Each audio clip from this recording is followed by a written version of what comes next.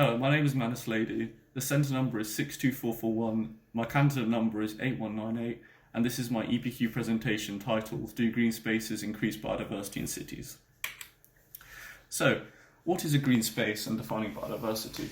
A green space is defined as an area of vegetation within an otherwise urban environment. Biodiversity is described as the genetic variation within a certain area. However, this definition is extremely broad, so I decided to narrow it down to only two definitions so I can measure the biodiversity of each point against another one. The one I've chosen is species richness and species evenness. Species richness is the actual number of species within an environment, and species evenness is the different number of species within the environment. So, which one takes precedent? In a larger habitat, I would say that species evenness takes precedent, as you need a wide variety of species to fill out all the certain roles. However, the habitats we are talking about could be as small as a green roof. And in that example, species richness is very important as well in order to maintain the green space and maybe even grow it.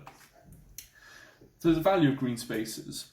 As you know, if we have no green spaces, we won't have any plants. So this will raise biodiversity within itself, as we will have more organisms within our urban environment. However, green spaces provide great platforms for pollinators such as bees. Bees can pollinate 1,500 flowers a day. Therefore, if we have a space for the bees to nest and build their hives, all the plants will reproduce as well, which won't only bring up bee numbers, but will bring up plant numbers as well, which will in turn increase biodiversity immensely. Connectivity of green spaces. A great example of this is in Cemetery Junction. We have the muntjac deer that are in effect trapped within the cemetery and they can't go anywhere. These muntjac are probably going to suffer from inbreeding and probably fight over habitat very, very viciously. Therefore, if we had a couple of green spaces next to it, they could act as stepping stones to allow the muntjac to maybe get to Reading University and expand the habitat. Limitations of green spaces. So, for example, green roofs. We have an issue like soil depth, where ions can't grow at a deeper, ions such as sodium only occur in deeper soils. Therefore, this will limit the amount of plants you can grow, or the variety of plants as well, such as large trees and plants that are extremely dependent on it.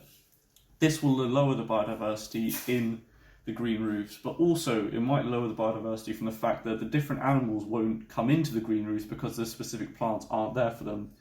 Waterlogging can be another issue, which can in turn completely wipe out a green space, which will raise biodiversity or lower biodiversity to zero. The elemental exposure as well. The elemental exposure, as in you can't build green roofs too high because the radiation will affect the plants there. Therefore, that will limit again the range of plants you can grow. Plant selection as well. Plant selection is important as it will bring a variety of animals to the green roofs, which will increase biodiversity, but I will touch on this later. So pioneer species. Pioneer species are species that can, in effect, go to a barren environment and colonise it. So how does this relate to my green roofs or green spaces? If we can provide a base for these pioneer species, so if we build a roundabout and put flowers on it, which will increase the number of springtails, mosses that will be there, what these pioneer species can do is they can actually go and create their own green spaces, which will have less work for us, and another green spaces increase biodiversity for the city. Customization. If we would like to target certain species to increase the species evenness of our city as a whole, we can customize our green spaces, such as there was an example in Scotland where they would like to increase butterfly population, so they use plants that they know the butterfly like to drink from and increase their numbers, which is what selective conservation is there. So animals in green spaces. Depending on the green space will affect animals differently. So for example, a big corridor is a very, very good green space because it allows access to every sort of animal. However, a green roof, how is a deer meant to get onto a green roof? How are these animals meant to access this? Unless you build a ramp up maybe. So this might not be very good building a green roof because you only have access to certain animals such as insects or animals that can fly. So a wildlife sink is in effect a trap, so almost a pitfall for wildlife. So if, for example, you see a well or an oasis and you go to it and drink it but the water's poisoned, that is in effect what wildlife sink is, a habitat that looks great but perhaps doesn't have the variety of plants needed to sustain life or sustain a population of insects. So what this does is it means you could drastically reduce the biodiversity in a city if animals are just going there to die in effect. So keystone species, green roofs and other things are great, but keystone species, for example, are massive predators, apex predators really, or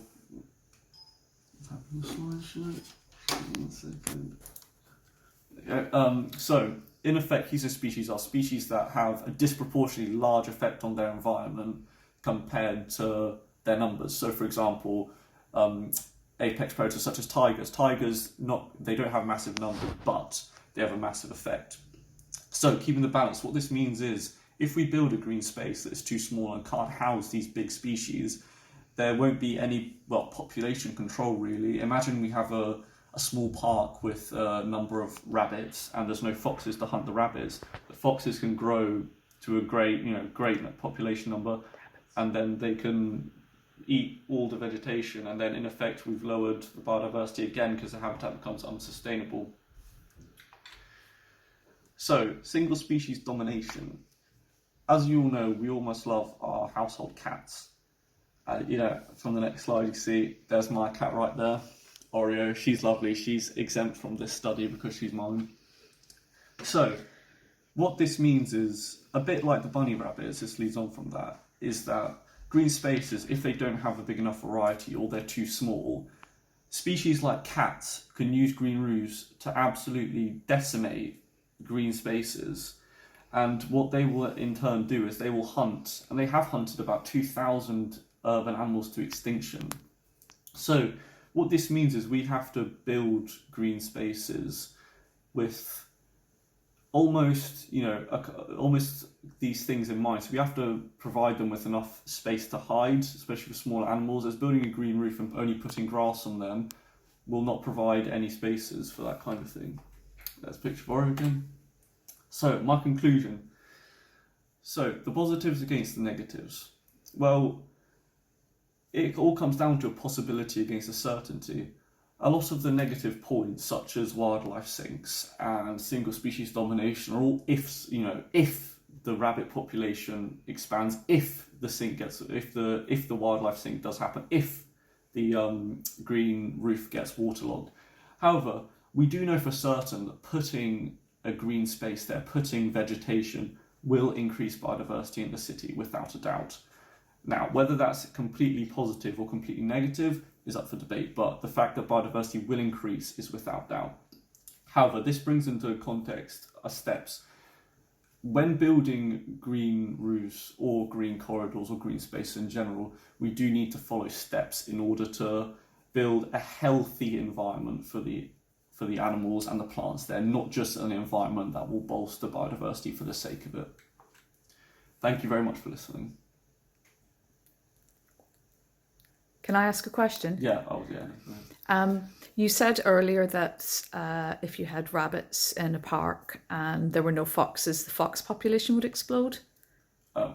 I think you might have. Yeah, that's what I thought. But the question that I'd really like to ask you is, what would you advise? Let's say there's somebody living in a flat or a house who doesn't have a roof, doesn't have a garden. How would you advise them to? Is there anything they could do? Windows, anything like that? That's a good question. I think if you look at the fact that of an environment as a whole, so don't look at just the little green space, look at the entire flat. What they could do, for example, on the outside, if they had a porch or a window, is they could put a number of plant pots that these could just come and visit themselves. So in effect, even though they're only small little plant pots, together they might make a bit of a bigger environment. That's what I would suggest. Any other questions? No, thank you very much. Thank you for listening.